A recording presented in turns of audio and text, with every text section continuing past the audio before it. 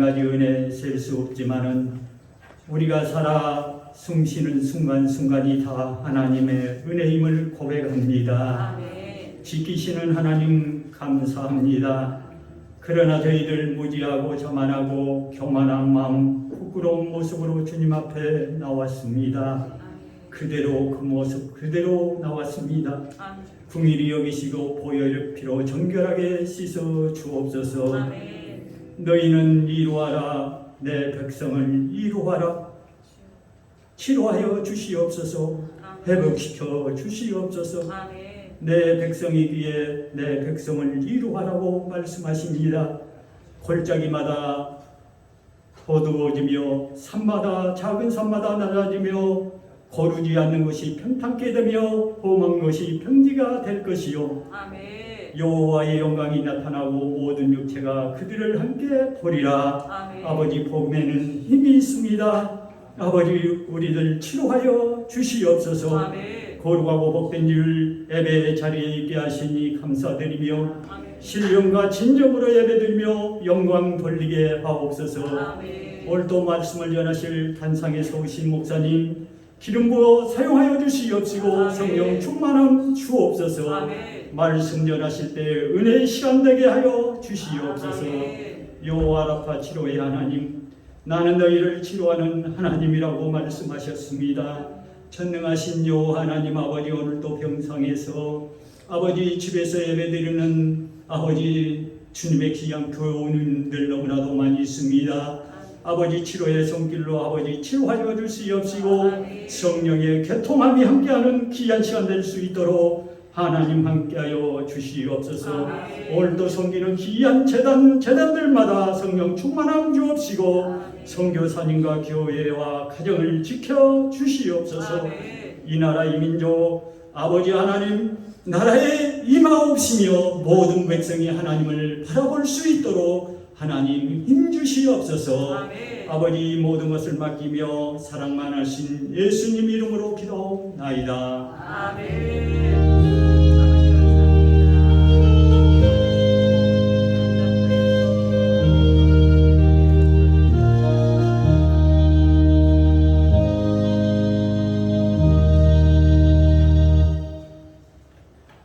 이어서 야훼 하나님께서 우리에게 주시는 축복의 말씀 보겠습니다. 신약성경 마태복음 5장 21절로 26절까지 말씀입니다. 제 신약성경 6면입니다. 마태복음 5장 21절로 26절까지 말씀 제가 먼저 봉독합니다. 돌아가면서 함께 읽고 마지막 절 함께 봉독에 올리도록 하겠습니다. 21절 제가 먼저 봉독합니다. 옛사람에게 말한 바 살인치 말라. 누구든지 살인하면 심판을 받게 되리라 하였다는 것을 너희가 들었으나 나는 너희에게 이르노니 형제에게 어려워하는 자마다 심판을 받게 되고 형제에 대하여 나가라 하는 자는 공회에 잡히게 되고 미련한 놈이라 하는 자는 지옥불에 들어가게 되리라. 그러므로 예물을 제단에 드리다가 거기서 형제에게 원망 들을 만한 일이 있는 줄 생각나거든 예물을 제단 앞에 두고 먼저 가서 형제와 화목하고 그에 와서 예물을 드리라. 너를 송사하는 자와 함께 길에 있을 때에 급히 사화하라.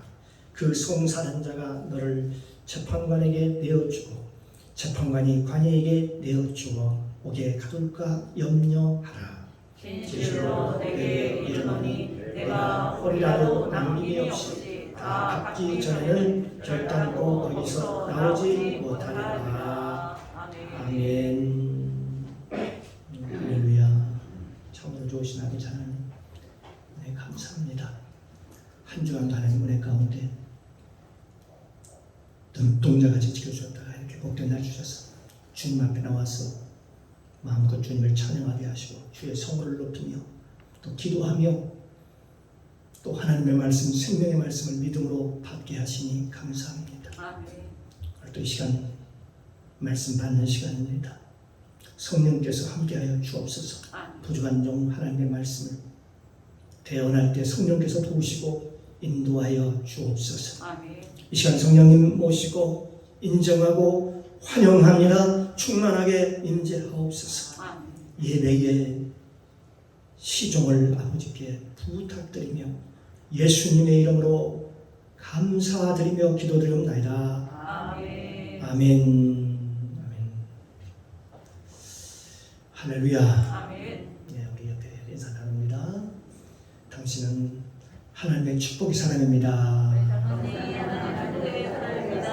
하나님은 당신을 사랑하십니다. 당신은 여호와의 복의 사람입니다. 아멘. 오늘도 주님의 은혜가 저와 여러분 가운데 충만하게 임재하시기를 주님의 이름으로 축복합니다. 아멘. 오늘 함께 은혜를 나눈 말씀의 제목은 복음적인 율법 해석.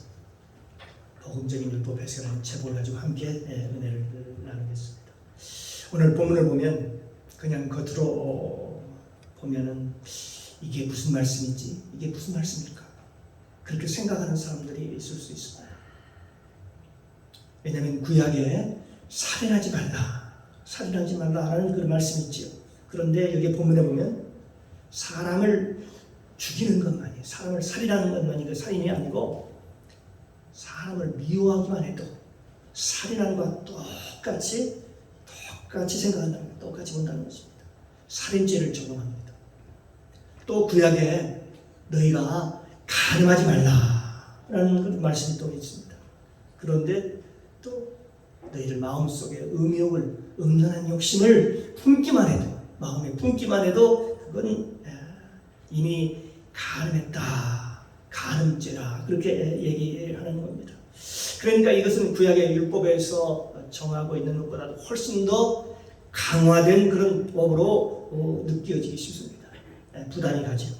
그러나 그걸 율법적으로 해석하면 이걸 사람이 어떻게 지킬 수가 있어? 이 법을 어떻게 사람들이 다 지킬 수가 있어? 세상에 그렇게 살지 않는 사람이 누가 있어? 세상에 그런 사람이 누가 있어? 미워하지 않는 사람이 누가 있고 마음에 음욕함을 품지 않는 사람이 누가 있을까? 세상에 그런 사람이 어디 있을까 하는 그런 생각을 하는 거지요. 그렇죠. 이 율법적으로 해석하면 굉장히 이 법은 무거운 법으로서 여겨지게 됩니다. 느껴지게 되는 거죠. 그런데 예수님께서 과연 이 말씀을 이것을 그런 의미로 말씀하셨느냐 하는 것이죠. 예수님께서는 이것을 복음적으로 얘기하셨는데 사람들은 이걸 읽을 때, 이걸 볼 때 율법으로 그리고 양심의 법으로 받아들인다는 것이죠. 여기서 예수님께서 말씀하시고자 하는 것은 초점이 살인이다, 간음이다, 거기에 초점이 맞춰진 게 아니고 바로 죄에 대한 문제였다는 것입니다. 죄를 지적하고자 하는 그런 것이었습니다. 우리 마음에 죄가 있으면 그것이 언젠가는 밖으로 행동으로 나타나게 된다는 그런 뜻입니다. 그러니까 마음에 있는 죄나 우리 속 안에 있는 죄나 또 겉으로 나와 있는 죄나 똑같이 본다는 겁니다. 똑같이. 속에 있는 것이나 겉에 있는 것이나 하나님 볼 때는 똑같이 취급한다는 것이죠. 예를 들면 여러분, 제가 이 자동차 키가 있습니다. 가지고 있는데 이 키를 제 주머니에다가 이렇게 집어넣으면 어떻습니까? 보여요, 안 보여요? 보이지 않지요. 이게 내 마음이라고 생각할 때에 어떻습니까? 이 속에 있을 때는 자동차 키가 보이지 않는 거죠. 사람들은 언제 이 키를 볼 수 있습니까? 내 주머니에서 꺼내가지고 이것을 밖에 보였을 때, 밖으로 나와 있을 때, 저게 자동차 키구나 하는 것을 알아보는 것처럼 말입니다. 키가 내 주머니에 있을 때 키가 안 보였을 뿐이지 어떻습니까? 그게 없는 게 아니죠. 실제로 그 안에 내 주머니 안에 키가 있지요. 이처럼 우리가 짓는 죄도 이와 마찬가지라는 것입니다. 그 사람이 속에 어떠한 마음을 먹고 있느냐, 어떠한 마음을 품고 있느냐에 따라서 그 죄도 똑같은 죄고 똑같이 나온다는 것이죠. 그러므로 그 죄도 안에 있으나 밖에 있으나 똑같다는 거지. 성경 말씀을 보면 그 마음의 생각이 어떠하면 그 인도 그러한지이라는 말씀이죠. 그러니까 그 사람의 마음 속에 뭐가 있느냐에 따라서, 그 생각이 어떠냐에 따라서 그 사람의 인격이 된됨이 어떤 것이냐를 알 수 있는 것처럼, 그러니까 그 사람의 마음 속에 어떠한 죄된 생각을 가지고 있느냐에 따라서 어떤 환경이 되면은 그 죄가 그대로 어떤 환경이 되면 그대로 밖으로 드러나게 된다는, 밖으로 나오게 된다는 것입니다. 그러나 죄가 없으면, 그 안에 죄가 없으면 아무리 환경이 조성이 되어도 어떻습니까? 죄가 나오지 않지. 우리가 겨울이 되면 우리가 생각해 볼 필요가 있습니다. 온 산천에 풀이 다 겨울에는 어때요? 다 풀이 없는 것 같지. 그런데 눈이 녹고 봄이 오면 어떻습니까? 온 천에 푸릇푸릇 뭔가 땅에서 뭐가 솟아나옵니다. 쑥이 있던 곳에 쑥이 나오고, 또 들에 들꽃이 피었던 곳에 들꽃이 거의 새싹이 올라옵니다. 나무마다 그 생명의 순이 올라오게 되는 거죠. 겨울에 눈이 왔을 때는 그때 눈을 덮여가지고 아무것도 안 보이니까 없는 줄 알았어요. 그런데 환경이 조성되니까, 날씨가 따뜻해지고 봄이 오니까 그것이 싹이 나고 꽃이 피고 열매를 맺게 되는 것입니다. 그렇습니다. 우리 안에 죄가 있다라는 게 어떻게 할까요? 때로는 우리가 외국 여행을 갈 때가 있습니다. 외국 여행을 나가보면 압니다. 그러면 외국에 나가면 어떻습니까? 국내에서는 많은 사람들이 보기 때문에 체면 때문에라도 그걸 지키려고 합니다. 규칙을. 그러나 거기는 아는 사람들이 별로 없습니다. 보이지 않습니다. 그래서 딱 외국에 나가면 딱 죄짓기가 딱 좋은 환경이지. 자기 마음대로 하고 싶은 거예요. 평소에 마음 먹을 때는 하고 싶은 거예요. 평소에 해보고 싶은 것들. 이때 한번 해보고 싶다. 이게 이번에 기회다. 이렇게 생각하는 거죠. 그러나 그 마음의 죄가 그게 없는 사람, 그 속에 그런 생각이 없었던 사람들은 그 생각 자체를 하지 않습니다. 생각 자체. 그런데 그 생각을 마음에 품고 있는 사람은 그런 분위기가 되면, 국내에서는 안 그랬는데 외국에 나가니까 그 분위기가 되니까 그게 자기도 모르게 내 속에 있는 것이 밖으로 나오게 되더라는 것입니다. 그래서 예수님께서는 뭐라고 말씀하셔? 우리 마음속에 있는 죄나 밖으로 나와 있는 죄나 네가 속으로 생각하는 죄나 아니면 밖에 나와 있는 죄가 똑같이 취급을 하는 것입니다. 그러니까 음욕을 품는 자는, 음란한 마음을 마음에 품는 자는 언젠가는 저 친구가 음욕이 나올 것이다. 그래, 결국은 가능하게 될 것이다. 하나님이 아시는 것이죠. 글쎄요, 봄에 벽실을 뿌리면 어떻습니까? 벼가 나오고, 콩을 심으면 콩이 나오고, 팥을 심으면 팥이 나옵니다. 만약에 네 안에 죄가 있느냐, 네 안에 미움이 있느냐, 미운 생각이 있느냐, 만약에 내 안에 미운 생각이 있다면 그 미움은 반드시 뭐가 해결된다는 것입니까? 반드시 미움이 변해서 점점 자라서 살인과 연관이 된다는 얘기입니다. 그걸 하나님이 아셔요. 우리의 중심을 보시는 하나님께서 그걸 아십니다. 어떤 사람은 이걸 율법적으로 해석을 해서 복음은 예수님이 말씀하신 것은 율법보다 훨씬 굉장히 강화된 그런 법이라고 얘기를 합니다. 그러나 그것은 어디까지나 우리의 생각입니다. 율법적인 그런 해석인 것입니다. 하나님께서는 우리 죄를 더 무겁게 해가지고 더 힘들게 해서 이 법을 우리에게 그렇게 하기 위해서 우리에게 주신 것이 아니라는 것입니다. 너희 안에 음욕을 품고 있거나 마음에 품고 있나 실제 밖으로 간음을 하는 것이나 동일한 죄라고 합니다. 동일한 것으로 취급을 한다는 것입니다. 사람들이 아마 이를 율법적으로 해석하면 아마 이럴 거예요. 아니, 사람이 살아가면서 어떻게 그런 생각을 안 할 수가 있어? 사람이 미운 생각을 어떻게 안 가질 수가 있어?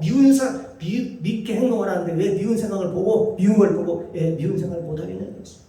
어떻게 사람을 보고 예쁘다고 안 할 수가 있냐?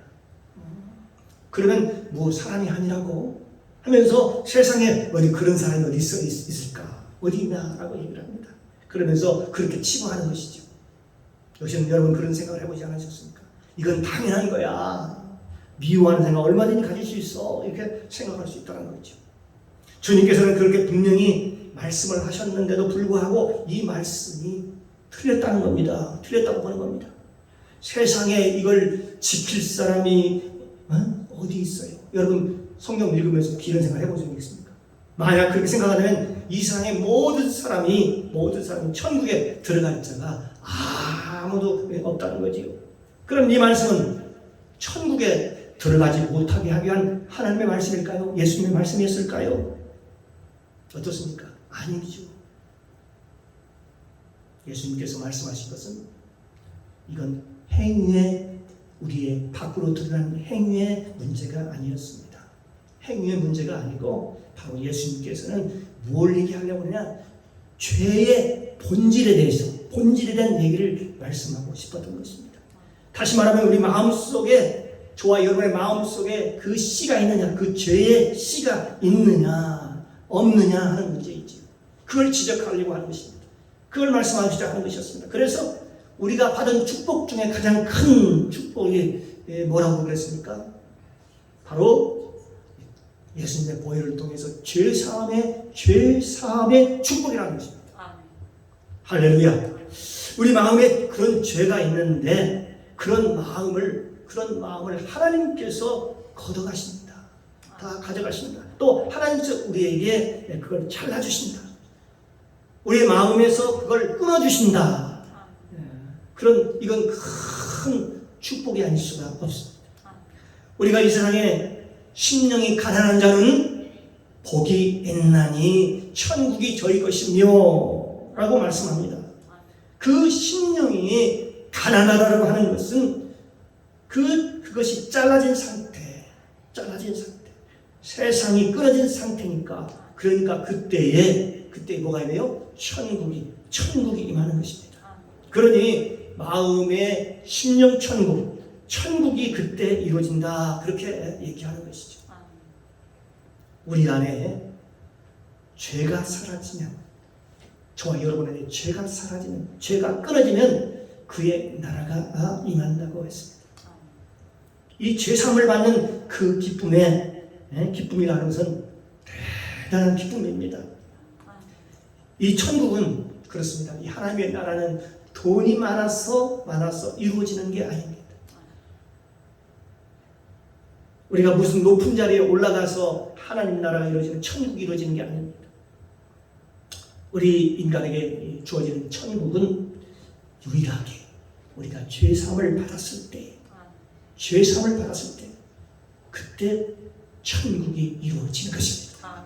우리 마음속에 죄가 사라졌을 때, 하나님께서 우리 마음속에 죄가 끊어졌을 때 우리 마음에, 저와 여러분의 마음에 천국이 임하는 것입니다. 사랑하는 성도 여러분, 저와 여러분이 그런 천국을, 그런 하나님의 나라를 이루시기를 주님의 이름으로 축복합니다. 그래서 이것은 하나님께서 우리에게 미움, 그 다음에 음욕, 음란한 욕심, 이런 문제는 우리에게 강화된 그 율법을 얘기하려고 하는 것이 아니고, 하나님께서 우리에게 이 죄의 문제를 다루고 계신 것입니다. 지금 무슨 얘기를 하냐면, 죄가 그만큼 무서운 것이다. 라는 걸 얘기하고 있습니다. 그러니까 내 안에 있는 죄나, 밖으로 드러나지 않는 죄나, 밖으로 나온 죄나 본질적으로 똑같다라고 보는 것입니다. 예수님께서는 적어도 그렇게 우리를 보신 겁니다. 그러니까 우리가 누가 보나 안 보나 우리가 행동을 잘해야 하는 이유는 누가 봐도 안 봐도, 왜? 하나님이 보고 계시기 때문에 그렇습니다. 그 마음에 죄가 없어야, 우리 안에 죄가 없어야, 죄사함이 받았을 때 죄가 없는 거 아닙니까? 죄가 없어야 어떤 환경 가운데도 죄를 짓지 않는다는 것입니다. 예수님께서는 십자가에 달리실 때에 사람들이 그랬습니다. 막 예수님에게 왼밤도 때리고 오른밤도 때리고 놀리고 조롱하고 그래도 예수님께서 뭐라고 하십니까? 반응하지 않습니다. 어디 두고 보자. 그런 말씀 하시지 않으셨습니다. 우리 같으면 그들이 막 조롱하고 어떻습니까? 네가 하나님이야? 그렇다면 네가 하나님이면 한번 거기서 한번 내려보라. 그렇게 만약에 조롱한다면 어떻습니까? 막 그러면 어떻습니까? 몇 대 그러면 나 같으면 내가 거기서 내려왔다 이놈아 어쩌네 귀싸대기 몇 대 후에 갈기고 나서 그리고 나서 다시 십자가에 다 올라갈 것도 같은데 그렇게 하셨습니까? 그렇게 하지 않으셨어요. 왜 그럴까요? 예수님께서는 예수님 안에 죄가 없었습니다. 주님 안에는 본질적으로 그게 없었다는 겁니다. 뭐가 없었다? 죄가 없었어요. 죄가. 그게 다른 것이죠. 그러니까 원수를 갚고자 하는, 갚으려고 하는 그런 갚고 싶다든지 그런 게 본질적으로 그 안에 죄성이 없었다는 것이죠. 그러면서 그들이 하는 것을 저들이 모르니까 그러니 저들을 용서해달라고 그렇게 기도하는 모습을 볼 수가 있습니다. 예수님 안에는 죄가 없었다니까요. 죄가 없었어요. 분노라는 게 없었습니다. 미움이라는 게 없었습니다.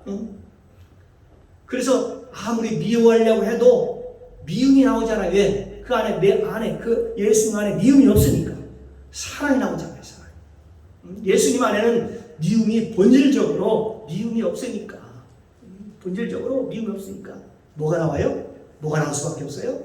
미움이 안 나오고 사랑이 나올 수밖에 없었다라고 보는 것입니다. 과연 우리는 이런 생각을 볼 때 우리가 그런 사람이 우리 주위에 있을까? 그런데요, 성경을 자세히 보면 그런 사람들이 수두룩하니 소개되고 있는 모습을 볼 수 있습니다. 모세도 그렇고요, 다니엘도, 스데반 집사도, 그 다음에 예수님의 12 제자들, 12 사도들, 성경에 보면은 하나님과 그리고 예수 그리스도와 동행했던 사람들은 다 그런 삶을 살았던 사람들입니다. 다윗도 마찬가지입니다. 그런데 우리가 어디에다가 평상시에 신앙생활의 기준을 두고 사느냐 하면은 사람들에게 기준을 두고 살아요. 아이고 저 집사님한테 기도를 두는 거예요. 저 박집사님의 기도를 저 정집사님의 기도를 두는 거예요. 기준을 두는 거예요. 아니 저 집사님도 그런데 뭐 어떠냐. 그러니까 사람에게 기준을 두니까 어때요? 유한을 받을지는 모르지만 그러니까 그리스도를 따라가지 못하는 것입니다. 사람한테 기준을 두니까. 아니 너도 그렇고 나도 그렇고 다 우리 비슷비슷하잖아. 다 똑같이 죄를 짓고 살잖아. 그렇게 치부해 버리는 거죠. 그러나 저와 여러분의 걱정은 누구입니까? 바로 예수 그리스도이십니다. 성경에 양은 누구를 따라가라고 했어요? 목자를 따라가고 목자를 알고 목자를 따라가라고 했습니다. 그래서 예수님께서 말씀하셨어요. 내가 곧 길이요 진리요 생명이니라. 나로 말미암아 아버지께 올 자가 없느니라고 말씀하시면서 그러면서 나를 따르라 그렇게 말씀하십니다. 우리가 그러므로 우리의 사람의 무리를 따라가면 안 되지요. 언제나 주님의 말씀을 따라가야 됩니다. 할렐루야. 물론 하나님의 말씀을 따라간다는 것은 때로는 힘들고 어려울 수가 있습니다. 어려운 일이지요. 그러나 하나님께서는 그걸 원하시는 거예요. 주님을 나를 따라오기를 원하십니다. 그런데 하나님의 말씀을 따라가면 어떻습니까? 주님께서 우리를 푸른 초장과 쉴만한 물강으로 인도하신다라고 말씀하고 있습니다. 여호와는 나의 목자시니 내게 부족함이 없으리로다. 그가 푸른 초장에 누이시며 쉴만한 물강으로 인도하신다면서요. 우리를 쉴만한 물강으로 우리가 하나님께서 우리를 인도하시는 모습을 봅니다. 그러니까 우리가 목자를 따라가면 내가 사망의 음침한 골짜기를 정령 지난다 할지라도 해를 두려워할 것이 없다라고 말씀하고 계십니다. 그러므로 사람을 따라가는 것이 아니고 하나님의 말씀을, 주님을 따라가야 되는 것입니다. 그래서 미워하는 것과 살인하는 것, 이것 별개의 것이 아닙니다. 속으로 미워하는 것과 살인하는 것, 그리고 마음속에 음욕을 품는 것과 실제로 가늠하는 것, 이것은 어때요? 똑같다는 것입니다. 똑같이 취급하는, 똑같이. 이것이 바로 우리의 죄의 문제를 지금 예수님께서 다루고 있는 것입니다. 그것은 율법에 강화된 모습이 아니고 우리의 죄에 대한 모습인 것입니다. 아무리 그렇게 해라 해도 이 율법을 우리가 다 지킬 수는 없습니다. 그러나 우리의 죄가 끊어지는, 저와 여러분의 안에서 죄가 끊어지면 어떻게 될까요? 그런 것들이 생각나지 않습니다. 죄 짓는 것들이 생각나지 않는다는 것입니다. 그래서 생각이 없으면 어떻게 될까요? 여러분 안에서 생각이 없으면 행동으로 밖으로 나오지 않습니다. 할렐루야. 그렇기 때문에 말씀대로 사는 것은 쉽습니다. 우리의 마음에 그런 생각이 없으면 하라고 해도 하지 않습니다. 하라고 해도 하지 못합니다. 그러니까 너무 쉬운 거죠. 또 자연스러운 것이거든요. 그리고 예배 드리기 전에 형제에게 원망 들을 만한 일이 생각나거든 먼저 가서 사화하라 그렇게 말씀하십니다. 그러니까 너희가 예배를 드리려고 할 때에 사람들과의 관계 속에서 원하는 살만한 일이 있거들랑 먼저 가서 사화하고, 그리고 와서 다시 돌아와서 내게 예물을 두고 와서 예배를 드려라 그렇게 말씀합니다. 예수님께서는 구약의 레위 말씀을 여기서 하신 것입니다. 그게 뭔 얘기냐면 우리가 하나님께 예배를 드릴 때에 속죄제가 있습니다. 속죄제가 먼저 앞선 것이죠. 속건제보다 먼저 앞선 것이 속건제입니다. 바로 사람의 관계입니다. 사람과의 관계인 것입니다. 그 다음이 하나님과의 관계인 것입니다. 우리가 이 땅에 사는 사람들은 사람의 관계와 하나님의 관계를 이렇게 얘기하고 있습니다. 주님께서 가르쳐 주신 그 주기도문에서 그것을 우리에게 가르쳐 주고 있습니다. 말씀해 주고 있습니다. 우리의 죄를 우리가 우리의 죄를 사하여 주신 것과 같이, 우리가 우리의 죄를 사하여 준 것 같이 하나님께서도 우리의 죄를 사하여 주옵소서 이렇게 말씀하고 있습니다. 그러니까 이 속건제와 속죄제가 제사의 본질적 의미인데, 속죄제는 뭡니까? 하나님과의 관계를 해결하는 것이고, 이 속건제라는 것은 수평으로 사람의 관계를 해결하는 것입니다. 그런데 현재 수많은 성도들이 성령의 열매를 맺지 못하고 성도가 왜 변화되지 못하는가를 보면은 바로 이 속죄제와 속건제의 분명한 그 의미를 잘 모르기 때문에 그렇습니다. 마태복음 16장에 보면 너희가 이 땅에서 풀면, 많이 들어보셨습니다. 너희가 이 땅에서 풀면 저 하늘에서도 풀리고, 이 땅에서 매이면 하늘에서도 매인다 그렇게 말씀합니다. 마태복음 5장의 산상수훈의 말씀 가운데서도, 팔복 가운데서도 이런 말씀이 있습니다. 긍휼히 여기는 자는 긍휼히 여김을 받을 것이며 긍휼함을 입을 것이라고 말씀하고 있습니다. 신약과 구약 성경의 전체 흐름 속에서 이 구약의 속죄제와 속건제와 속죄에 대한 얘기를 계속해서 이 복음서에서도 말씀하고 있는 것입니다. 그러니까 하나님께서 너희가 예배를 드리려 오거든 먼저 사람과의 관계 속에서 너희가 원수 질 만한 것들이 생각이 나면은, 그래서 먼저 가서 화해하라. 그래야 너의 예배가 하늘에서 상달이 되느니라. 아멘. 예, 그렇게 말씀하는 것입니다. 이제 내가 예수를 믿으니까 우리 이런 생각을 했습니다. 내가 예수를 믿으니까 그리고 하나님께서 나를 다 용서하셨어요. 그러니까 이제는 나와는 상관이 그 죄와는 나와는 상관이 없다. 그렇게 할 수도 있는 것이죠. 과연 그럴까요? 아니죠. 옛날에 그 미량이라는 그런 영화 제목 미량이라는 영화가 있었습니다. 그 내용이 영화의 그 내용이 바로 그런 거였습니다. 그 사람은 속건제를 모르는 거였어요. 속죄자만 알았습니다. 속죄자. 내가 예수를 믿었으니까 하나님께서 다 해결하셨다는 거예요. 그렇습니까? 아니지요. 하나님께서 우리에게 뭐라고 얘기하냐면 사람의 관계를 먼저 해결하고 그리고 와서 내게 오라는 것입니다. 하나님께로 나오라는 것입니다. 그러면 내가 너의 기도를 들어주겠다. 그렇게 얘기합니다. 너희가 예물을 드리려고 교회에 왔다가 그리고 하나님의 제단에 왔다가 혹시 네 생각 속에서 원망 들을 만한 일들이 생각나거든 가서 먼저 화해하고 그 다음에 예물을 드리고 제단에 나와서 예배를 드려라. 그렇게 얘기하는 것입니다.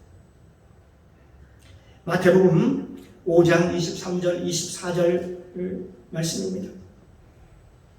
그러므로 예물을 제단에 드리다가 거기서 형제들에게 원망 들을 만한 일이 있는 줄 생각나거든 예물을 제단 앞에 두고 먼저 가서 형제와 화목하고 그 위에 와서 예물을 드려라. 네, 그렇게 말씀합니다. 그런데 여기 보면 궁금하지 않습니까? 왜 예물을 제단에 두고 가서 제단 앞에 두고 가서 형제에게 서하고 그리고 와서 예배를 드려라 그렇게 얘기했을까요? 여러분 궁금하지 않습니까? 왜 예수님께서 예물을 제단 앞에 두고라고 얘기를 했을까요? 물질이라고 하는 것은 하나님께 대한 예물인데 그 예물을 제단에 놓고 가야 반드시 그 사람은 제단에 돌아오게 되어 있다는 것입니다. 예물을 제단에 놔야 그 마음이 있는 곳에 그 물질이 있는 곳에 그 마음이 있다라고 얘기를 했습니다. 하나님께서는 물질이 있는 곳에 내 마음도 있느니라. 그렇게 얘기합니다. 그러니까 제단에 예물을 놓고 갔다가 화해하고 와서 드리라는 것입니다. 네 마음이 여기 있으니까 반드시 네가 네 마음을 이쪽으로 이끌어올 것이다. 그렇게 하나님께서는요 굉장히 아주 섬세하게 말씀하고 계시는 것입니다. 사랑하는 성도 여러분, 그래서 이 레위기를 보면 구약의 레위기를 보면 이 말이 무슨 뜻인지를 잘 이해할 수가 없습니다. 그냥 형제하고 사하고 그냥 살아라. 그런 얘기인가 보다. 우리가 예배 드릴 때 형제하고 사하고 그냥 서로 사이좋게 살아라. 그런 의미일까요? 그런 의미는 아닙니다. 단순한 그런 의미로 이 말씀이 쓰여있지 않았습니다. 아무리 네가 예물을 드리고 예배를 드려도 하나님이 받으시지 않는다. 먼저 가서 그 사람과 관계를 풀지 아니하면 하나님께서 예배를 받으시지 않는다라고 얘기하고 있는 것입니다. 사람의 관계가 청산되지 아니하고 화해가 되지 않고 100번의 예배를 드려도 아무리 예배를 드려도 소용이 없다라고 이사야서에 보면 이사야서 1장에 나와 있는 모습을 볼 수 있습니다. 그러나 하나님께서 뭐라고 말씀하시냐면 그런 상태로는 너 성전에 나오지 말아라. 즉 예배 드리지 말라라고 하나님께서 그렇게 얘기하는 거죠. 나중에 또 말라기에서도 말씀하고 있습니다. 뭐라고 얘기하면 차라리 성전문을 닫았으면 좋겠다. 성전문을 닫아버리겠다라고 얘기하고 있는 거예요. 왜 하나님께서 그렇게 말씀하셨을까요?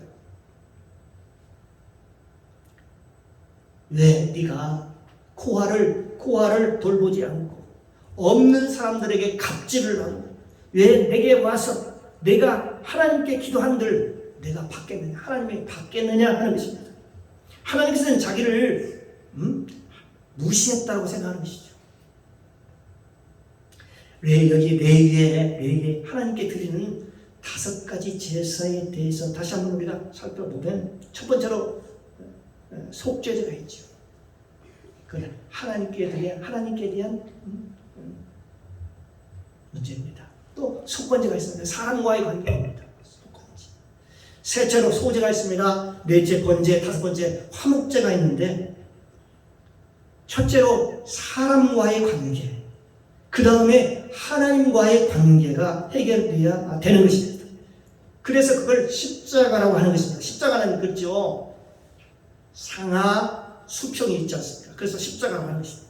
사람과의 관계와 하나님과의 관계가 모두 충족되어야 된다는 것입니다. 관계가 다 해결되어야 된다는 것입니다. 그런데 그게 해결되기 위해서는 예배를 드리는 자의 자세가 아주 중요합니다. 바로 소제입니다. 소제. 이 소제의 고운 가루처럼 바싹 내가 깨어져야 되는 것이죠. 내 고집과 내 아집과 내 자아가 살아있어서는 안 되는 것이죠.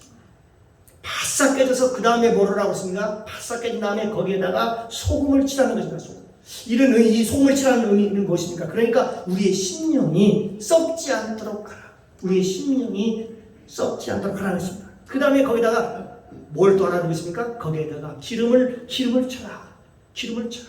그러니까 이 얘기는 하나님께 예배를 드릴 때에 언제나 성령 충만하다. 성령 충만하다.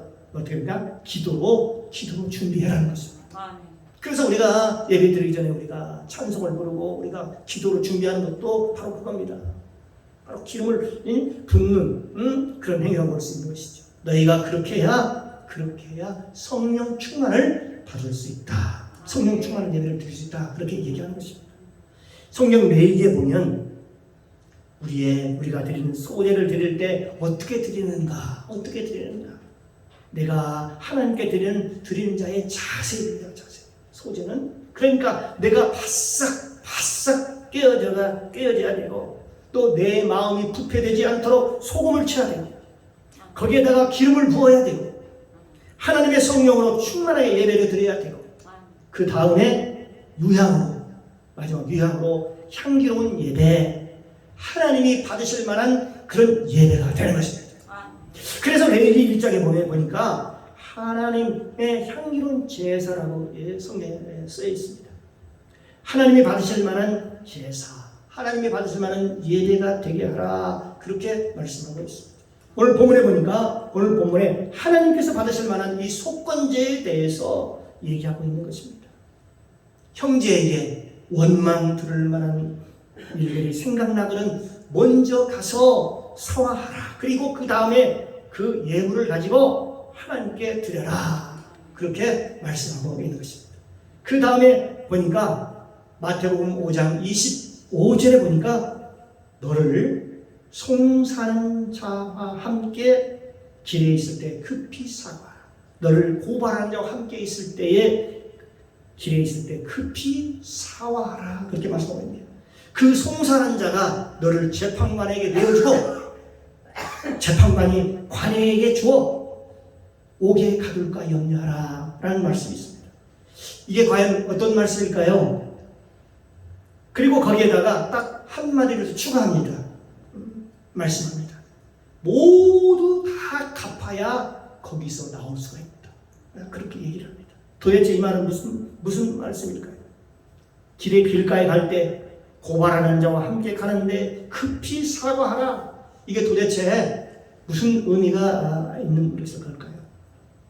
사랑하는 성도 여러분, 이 고발하는 자는 2가지 의미를 가지고 있습니다. 2가지.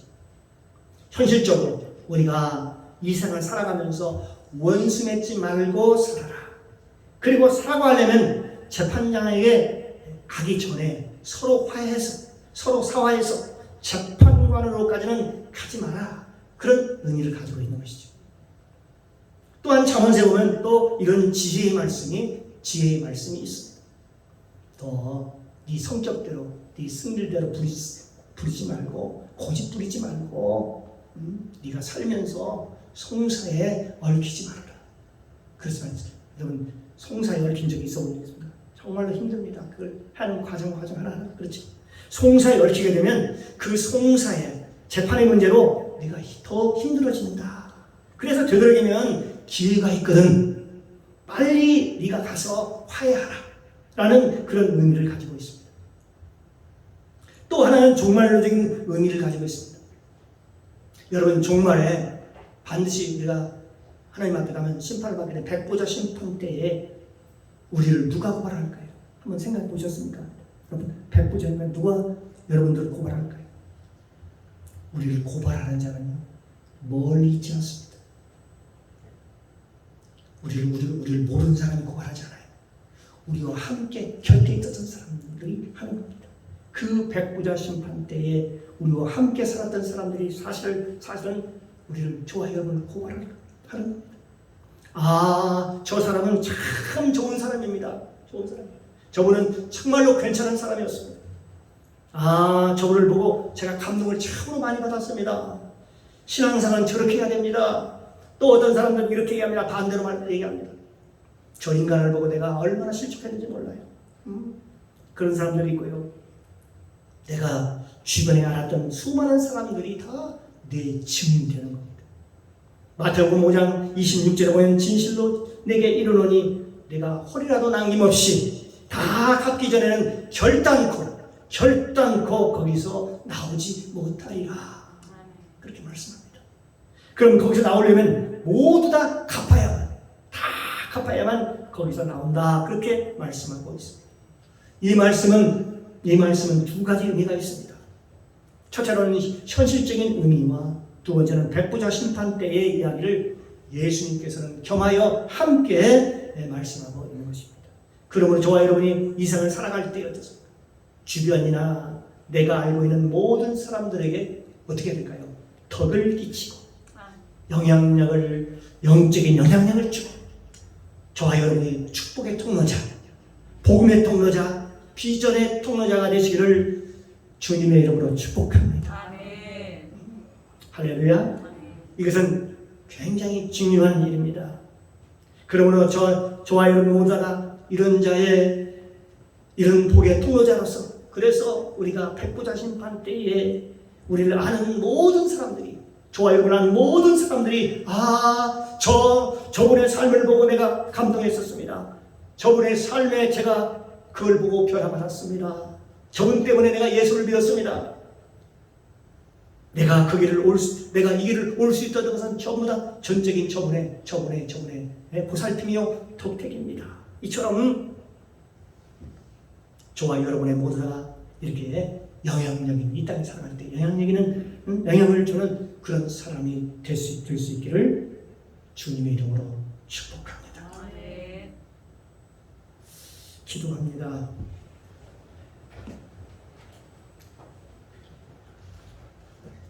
사랑의 주님, 감사합니다. 오늘 선포된 말씀을 통해서 복음의 깊이를 깊이 깨닫게 하시니 감사합니다.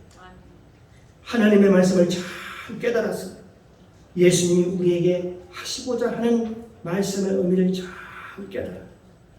알아서 우리들의 삶 가운데 잘 적용하여 복 있는 삶을 살게 하여 주시옵소서. 감사드리며 예수님의 이름으로 기도드리옵나이다. 아멘.